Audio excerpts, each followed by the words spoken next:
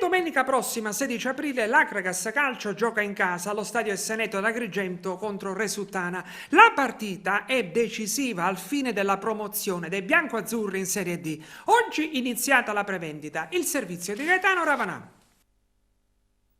Cresce la febbre per la possibile festa promozione dell'Acragas. La formazione biancazzurra del patron Peppe Deni domenica 16 aprile allo Stadio Esseneto, calcio d'inizio 16:30, affronta nell'ultima giornata del campionato di eccellenza il Real Suttano.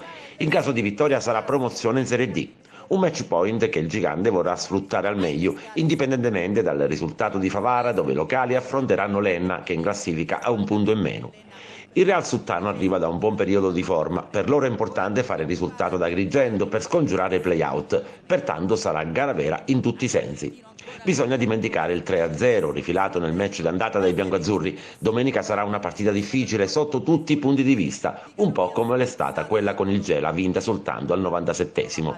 Di sicuro verrà superato il record di presenze stagionali sugli spalti stabilito in occasione della partitissima con l'Enna.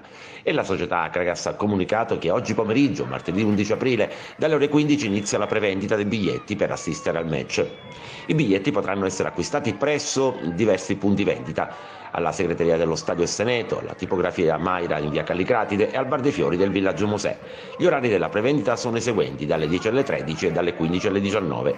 I prezzi dei tagliandi in prevendita fino a venerdì sono i seguenti: tribuna centrale 12 euro, ridotto 8 euro per donne e bambini fino a 12 anni, gradinata 8 euro, curva 5 euro, tribuna VIP 20 euro, settore ospiti 10 euro, donne in curva e in gradinata gratis, verrà rilasciato un biglietto omaggio. I bambini fino a 12 anni gratis in tutti i settori, tranne in centrale coperta, dove il prezzo sarà ridotto anche per le donne di 8 euro, così da avere il posto a sedere.